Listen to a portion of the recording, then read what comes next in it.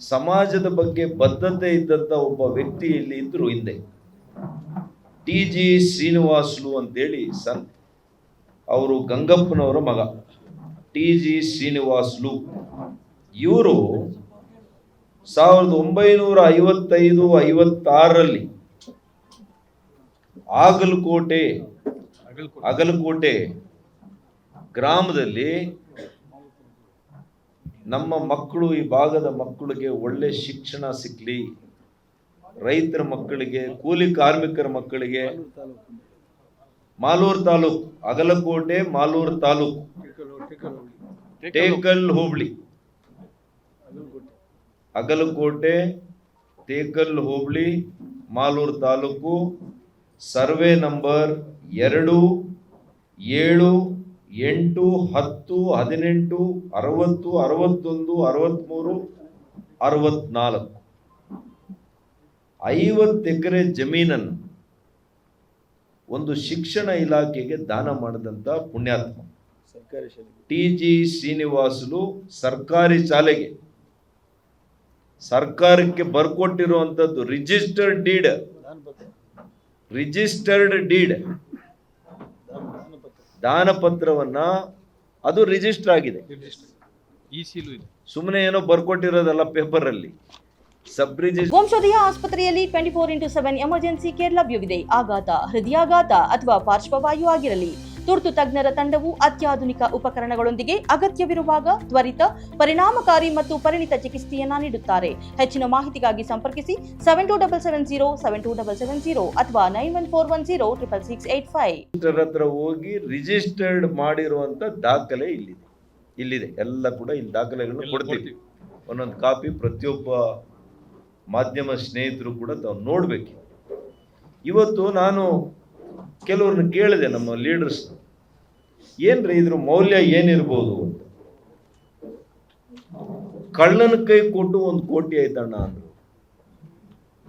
ಕಳ್ಳನ ಕೈ ಕೊಟ್ಟರು ಕೂಡ 1 ಎಕರೆ 1 ಕೋಟಿ ಇದೆ. 50 ಎಕರೆ ಎಷ್ಟಾಯ್ತು ಅಲ್ಲಿಗೆ? 50 ಕೋಟಿ ರೂಪಾಯಿ ಇದೆ. ಪ್ರತಿಯೊಂದು ಇದೆ. ಅವತ್ತಿನಿಂದ ಕೂಡ DDPA ಇರ್ಬೋದು, BEO ಇರ್ಬೋದು, ಈ ಎಜುಕೇಶನ್ ಡಿಪಾರ್ಟ್ಮೆಂಟ್ನ ಜಾಯಿಂಟ್ ಡೈರೆಕ್ಟರ್, ಬಹಳ ದೊಡ್ಡ ಅಧಿಕಾರಿ ಅದರಲ್ಲಿ, ಆ ಡಿಪಾರ್ಟ್ಮೆಂಟಲ್ಲಿ, ಅವರು ಲೆಟರ್ ಬರೀತಾರೆ ಮಾಲೂರಿನ ಅಂದಿನ ತಹಸೀಲ್ದಾರ್ ಅವರಿಗೆ, ದಯವಿಟ್ಟಪ್ಪ ನಮಗೆ ಮ್ಯೂಟೇಷನ್ ಮಾಡಿಕೊಡಿ, ಯಾವುದೇ ಕಾರಣಕ್ಕೂ ಈ ಜಮೀನು ಬೇರೆ ರೀತಿಯಲ್ಲಿ ಉಪಯೋಗ ಆಗಬಾರ್ದು, ಪರಭಾರೆ ಆಗಬಾರ್ದು ಅಂತ ಪತ್ರ ಬರೆದಿದ್ದಾರೆ. ಅಫಿಷಿಯಲ್ ಲೆಟರ್ ಇದೆ ಇಲ್ಲಿ. ಯಾಕೆ ಅಂತಂದರೆ ನಿಮ್ಗೆ ಗೊತ್ತಿದೆ, ಮಾಲೂರು ತಾಲೂಕು ಇತ್ತೀಚಿನ ದಿನಗಳಲ್ಲಿ ನಮ್ಮ ಮಂಜುನಾಥ್ ಗೌಡರು ಎಲ್ಲ ಶಾಸಕರಾದ ಮೇಲೆ ಕೈಗಾರಿಕೆಗಳು ಬರೋದಕ್ಕೆ ಪ್ರಾರಂಭ ಆಗಿದೆ. ಇಲ್ಲಿನ ಜಮೀನೆಲ್ಲ ಕೂಡ ಬಹಳಷ್ಟು ಗಗನಕ್ಕೇರ್ತಾ ಇದೆ. ಲಾಜಿಸ್ಟಿಕ್ ಪಾರ್ಕ್ ಅಂತೆ, ಮ್ಯಾನುಫ್ಯಾಕ್ಚರಿಂಗ್ ಆನ್ಸಿಲರಿ ಯೂನಿಟ್ಸ್ ಬರ್ತಾ ಇದೆ, ಅನೇಕ ಇಂಡಸ್ಟ್ರೀಸ್ ಈ ಭಾಗದಲ್ಲಿ ಬರ್ತಾ ಇದೆ. ಯಾವಾಗಲೂ ಜಮೀನಿನ ಬೆಲೆ ಜಾಸ್ತಿ ಆದಾಗ ಫಸ್ಟ್ ಅಲ್ಲಿ ಯಾರು ಬರ್ತಾರೆ ಅಂದರೆ ರಿಯಲ್ ಎಸ್ಟೇಟ್ ಮಾಫಿಯಾ ಬರ್ತದೆ. ಅದರ ಜೊತೆಗೆ ಯಾರು ಬರ್ತಾರೆ? ಬಂಡವಾಳಶಾಹಿಗಳು ಬರ್ತಾರೆ. ಇನ್ನೊಂದು ವರ್ಗ ಬರ್ತಾರೆ. ಅವರೆಲ್ಲ ಕೂಡ ಏನು ಅಂತಂದರೆ ಈ ಭೂಗಳು, ಅವರೇನು ಸರಿಯಾಗಿ ಜಮೀನನ್ನು ತಗೊಳ್ಳಲ್ಲ.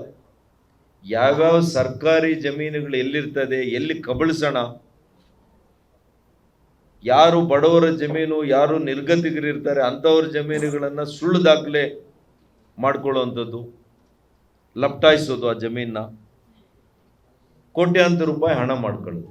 ಇದು ನೆಕ್ಸಸ್, ಇದು real estate nexus between elected representative, investor and this land mafia. ಈ ಮೂವರು ಸೇರ್ಕೊಂಡು ಇದು ಮಾಡಿದ್ದಾರೆ. ಇದು ಕೂಡ ಎಕ್ಸಾಕ್ಟ್ಲಿ ಅಗಲಕೋಟೆಯಲ್ಲಿ ಇದೇ ಆಗಿದೆ. 50 ಎಕರೆನ ಇವತ್ತೇನು ಮಾಡಿದ್ದಾರೆ ನೋಡಿ, 2 ಪಾರ್ಟ್ನರ್ಶಿಪ್ ಫರ್ಮ್ಸ್, ಒಂದು ಯುನೈಟೆಡ್ ಸ್ಟೇಟ್ಸ್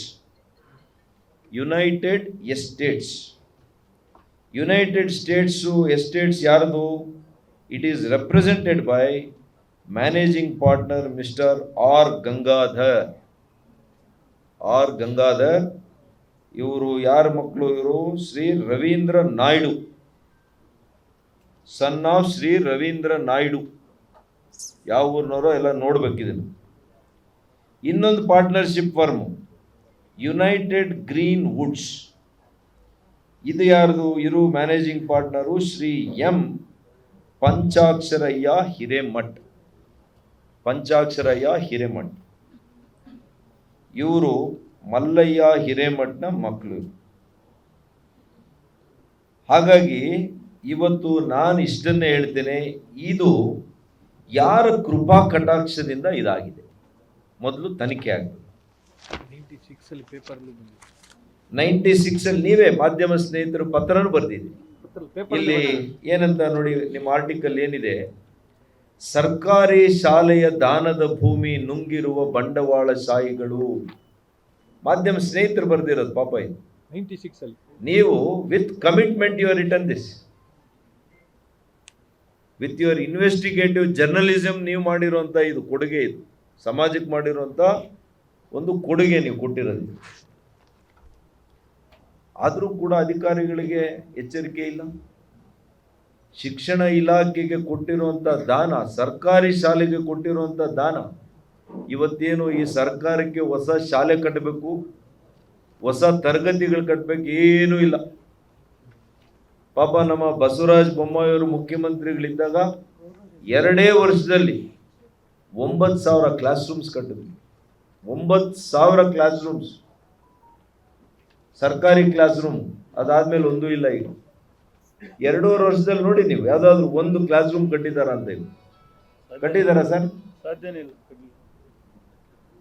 ಹಾಗಾಗಿ ಯಾರು ಪುಣ್ಯಾತ್ಮ ದಾನ ಮಾಡಿರುವಂತ ಜಮೀನು ಸರ್ಕಾರಿ ಶಾಲೆಗೆ ಅಂತ ಅದನ್ನ ಫೋರ್ಜ್ ಮಾಡಿ 50 ಎಕರೆ ನೀವು ಪಾರ್ಟ್ನರ್ಶಿಪ್ ಕಂಪನಿಗಳಿಗೆ ನೀವು ಬರಬಾರೆ ಮಾಡ್ತೀರಿ, ರೆಕಾರ್ಡ್ಸ್ ಬಿಲ್ಡ್ ಮಾಡ್ತೀರಿ ಅಂದ್ರೆ ಇದನ್ನ ನೀವು ಇವತ್ತು ಕ್ರಮ ತಗೋಬೇಕು. ಇದೇ ಜಿಲ್ಲೆಯವರು, ನಮ್ಮ ಕಂದಾಯ ಸಚಿವರು ಕೃಷ್ಣ ಬೈರೇಗೌಡರು, ಅವ್ರ ತಂದೆಯವರು, ಅವ್ರ ಬಗ್ಗೆ ಅಪಾರವಾಗಿರ್ತಕ್ಕಂಥ ಗೌರವ ಇದೆ ನನಗೆ. ದಿವಂಗತ ಬೈರೇಗೌಡರು ಅವರಾಗಿದ್ರೆ ಏನ್ ಮಾಡ್ತಾ ಇದ್ರು? ಇದನ್ನ ನಾನು ಇಷ್ಟೇ ಹೇಳ್ತೀನಿ, ಕೃಷ್ಣ ಬೈರೇಗೌಡ್ರೆ ನಿಮ್ಮ ಬಗ್ಗೆ ಇನ್ನೂ ಕೂಡ ನಾನು ನಂಬಿಕೆ ಇಟ್ಕೊಂಡಿದ್ದೀನಿ. ಇಷ್ಟು ಹೇಳಿದ ಮೇಲೂ ಈಗ ನೀವು ಕರೆದು ತಕ್ಷಣ ಇದನ್ನ ರದ್ದು ಮಾಡಿ ತನಿಖೆ ಮಾಡಿ ಯಾರ್ಯಾರು ತಪ್ಪಿತಸ್ಥರಿದ್ದಾರೆ ಇವ್ರ ಮೇಲೆ ನೀವು ಕ್ರಮ ಮಾಡಬೇಕು. ಯಾರು ಕಲ್ಪಬಲ್ ಅಫೆನ್ಸಸ್ ಮಾಡಿದ್ದಾರೆ ಅಂಥವರು ಕಲ್ಪ್ರಿಟ್ಸ್ನ ನೀವು ಬೆಳಕಿಗೆ ತರಬೇಕು. ಕಾನೂನಾತ್ಮಕವಾಗಿ ಕ್ರಿಮಿನಲ್ ಆಕ್ಟ್ ಪ್ರಕಾರ ಅವರನ್ನ ಮೊಕದ್ದಮೆ ಅವ್ರ ಮೇಲೆ ನೀವು ಹೂಡಬೇಕು. ಕಂದಾಯ ಇಲಾಖೆ ಇದು ನಿಮ್ಮ ಕೆಲಸ. ಇದು ಇನ್ ಅಸೋಸಿಯೇಷನ್ ಆಫ್ ಎಜುಕೇಶನ್ ಡಿಪಾರ್ಟ್ಮೆಂಟ್, ಇವತ್ತೇ ಕಮಿಷನರ್ ಎಜುಕೇಶನ್ ಡಿಪಾರ್ಟ್ಮೆಂಟ್ ನೀವೆಲ್ಲಿದ್ರು ನಂಗೆ ಗೊತ್ತಿಲ್ಲ, ತಕ್ಷಣ ನೀವು ಕಂದಾಯ ಇಲಾಖೆಯ ಪ್ರಧಾನ ಕಾರ್ಯದರ್ಶಿಗಳು ನೀವಿಬ್ಬರು ಕೂಡ ಸೇರ್ಕೊಂಡು ಇವತ್ತು ಈ ಜಮೀನಿನ ಎಲ್ಲ ದಾಖಲೆಗಳನ್ನು DC ಅವರ ಹತ್ರ ತೆಗೆದುಕೊಂಡು ಬಂದು ಮೊದಲು ರದ್ದು ಮಾಡಬೇಕು, ಎರಡನೇದು ಇವ್ರ ಮೇಲೆ ಕ್ರಮ ಆಗಬೇಕು. ಯಾರು ಅಫೆನ್ಸ್ ಮಾಡಿದ್ದಾರೆ ಅವರೆಲ್ಲ ಕೂಡ ಕ್ರಿಮಿನಲ್ ಲಾ ಪ್ರಕಾರ ಏನು ಕ್ರೈಮ್ ಇದೆ ಅದರ ಮೇಲೆ ಅವರಿಗೆ ಶಿಕ್ಷೆ ಆಗುತ್ತೆ. ಇಷ್ಟು ನೀವು ಮಾಡಬೇಕು. ಇದು ಪ್ರಾರಂಭ ಮಾಲೂರಿನಲ್ಲಿ ಆಗ್ತಾ ಇರೋದು ಅಗಲ ದರೋಡೆ. ಏನು ಇವತ್ತು ಅಗಲಕೋಟೆಯಲ್ಲಿ ಅಗಲ ದರೋಡೆ ಆಗಿದೆ, ಇದು ಮಾಲೂರಿನಲ್ಲಿ ಪ್ರಾರಂಭದ ಹೆಜ್ಜೆಗಳಿವೆ. ಇನ್ನೂ ಕೂಡ ಅನೇಕವಿದೆ ಅಂತೇಳಿ ಈಗಾಗಲೇ ಹೇಳ್ತಾ ಇದ್ದಾರೆ. ನಿನ್ನೆ ನಾನು ಬರ್ತೀನಿ ಅಂತ ಹೆಂಗೋ ತಿಳ್ಕೊಂಡು ಆಗ್ಲೇ ನನಗೆ ಫೋನ್ ಮಾಡಿದ್ದಾರೆ ಯಾರು, ಅಂದ್ರೆ ಇದು ಎಷ್ಟು ಡೀಪ್ ಇದೆ ಅಂತ. ಪಾಪ ನಮ್ಮ ಅಗಲಕೋಟೆ, ನಮ್ಮ ತೇಕಲ್ ಹೋಬಳಿಯಲ್ಲಿ ಇರುವಂತ ಮುಖಂಡಗಳಿಗೆ ಗೊತ್ತಿರಲಿಲ್ಲ ಇದು ಹಿಂಗಾಗಿದೆ ಅಂತ. ಪಾಪ ಅವರು ಇವತ್ತೆಲ್ಲ ಕೂಡ ಊರ್ನವರೇ ಬಂದಿದ್ದಾರೆ, ಆ ಭಾಗದವರೆಲ್ಲ ಬಂದಿದ್ದಾರೆ. ಪ್ರಧಾನಮಂತ್ರಿ ಲೆಟರ್ ಬರ್ದಿದ್ದಾರೆ. ಮತ್ತು ನಾನು ಕೂಡ ಇದನ್ನು ಪ್ರಧಾನಮಂತ್ರಿಗಳಿಗೂ ಕೂಡ ಪತ್ರ ಬರೀತೀನಿ, HRD ಮಂತ್ರಿಗಳಿಗೂ ಪತ್ರ ಬರೀತೀನಿ. ಯಾಕೆಂದರೆ education is A concurrent subject. Centre ಮತ್ತು ಸ್ಟೇಟ್ ಎರಡೂ ಕೂಡ ನಿರ್ವಹಿಸುವಂಥ ಇಲಾಖೆಗಳಲ್ಲಿ ಇದು ಕೂಡ ಒಂದು ಶಿಕ್ಷಣ ಇಲಾಖೆ. ಹಾಗಾಗಿ ಇಂಥ ಬೆಲೆ ಬಾಳುವಂಥ 50 ಎಕರೆ ಉಪಯೋಗ ಮಾಡಿಕೊಂಡು ನಾನು ಪ್ರಧಾನಮಂತ್ರಿಗಳಿಗೆ ಮನವಿ ಮಾಡ್ತೀನಿ, ಇದನ್ನು ತಗೊಂಡ್ಮೇಲೆ ನಮ್ಮ ಕೇಂದ್ರ ಸರ್ಕಾರದ ಯಾವುದಾದ್ರೂ ಒಂದು ಪ್ರತಿಷ್ಠಿತವಾಗಿರ್ತಕ್ಕಂಥ ಶಿಕ್ಷಣ ಸಂಸ್ಥೆಗಳನ್ನು ಈ ಜಿಲ್ಲೆಯ ಜನರಿಗೆ, ಈ ತಾಲೂಕಿನ ಜನರಿಗೆ ಆಗುವಂಥ ರೀತಿಯಲ್ಲಿ ನಾನು ಕೂಡ ಈ ಕ್ಷೇತ್ರದ MP ಅವರಿದ್ದಾರೆ, ಅವ್ರನ್ನೂ ನಾನು ಎಲ್ಲ ಜೊತೆ ಸೇರ್ಕೊಂಡು ಈ ಭಾಗದ ಜನರಿಗೆ ಏನು ಸಾಧ್ಯ ಆಗ್ತದೆ ಶಿಕ್ಷಣ ಕ್ಷೇತ್ರದಲ್ಲಿ ಒಳ್ಳೆಯ ಸಂಸ್ಥೆಯನ್ನು ಮುಖಾಂತರ, ಒಳ್ಳೆಯ ಸಂಸ್ಥೆ ತರೋದ್ರ ಮುಖಾಂತರ ಈ ಭಾಗದ ರೈತರ ಮಕ್ಕಳಿಗೆ ಒಳ್ಳೇದಾಗಬೇಕು.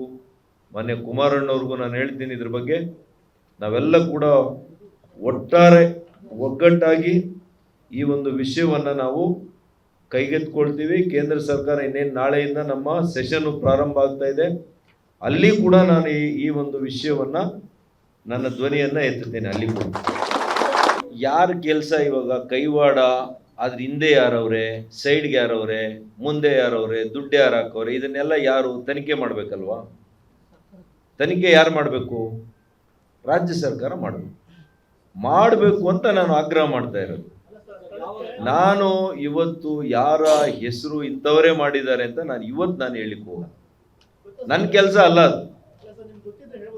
ನನಗೆ ತಪ್ಪಾಗಿರೋದ್ರ ಬಗ್ಗೆ ಅಧಿಕೃತ ದಾಖಲೆ ಏನಿದೆ ಅದನ್ನು ನಿಮಗೆ ಬಿಡುಗಡೆ ಮಾಡಿದ್ದೀನಿ.